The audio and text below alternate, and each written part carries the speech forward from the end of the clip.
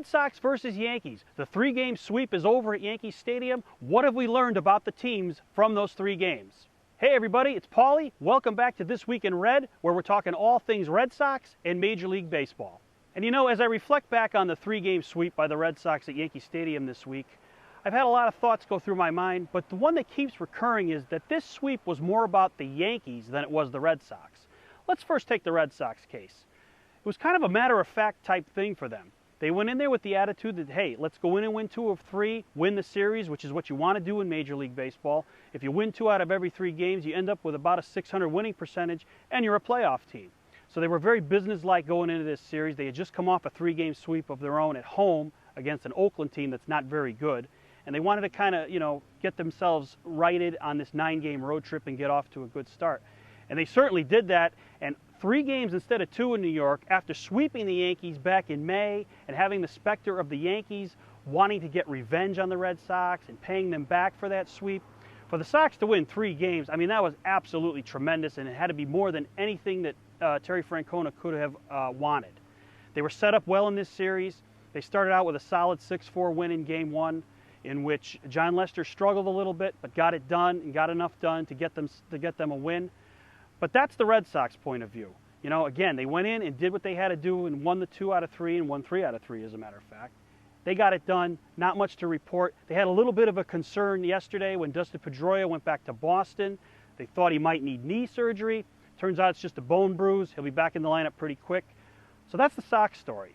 Yankee story, there's a lot more there. And I'm telling you right now, I think the Yankees got caught up in stuff not related to on the field. And that's very rare for the Yankees. You hear about this franchise all the time and how it's all about what's on the field and the tradition and things like that. You know what?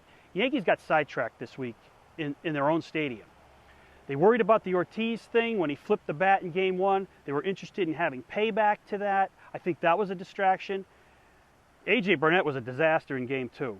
I mean, he was down 7-0 before he could blink. Yankees basically had no chance in that ball game. And then last night you had CC going out there. Yankee fans and the team itself kind of put all their hopes into CC to stop the bleeding against the Red Sox. And for 7 innings it looked good, but then in the 7th inning it just stopped suddenly. A 7-run inning for the Sox. Sabathia couldn't get through it. He had to leave the game. And it kind of was a big downer for the Yankees because, again, they put all their eggs in that Sabathia basket and it just didn't work out for them.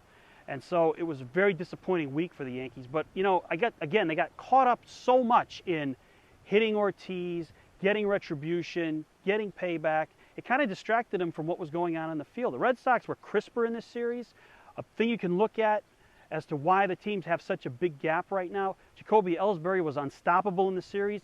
In fact, I'd say if there was an MVP of these 3 games, he was the guy who was constantly on base, and he really set the tone for the series with my favorite moment of the series in Game 1 off Freddie Garcia, who basically has turned into a pumpkin, Yankee fans. I think the good times are over for him.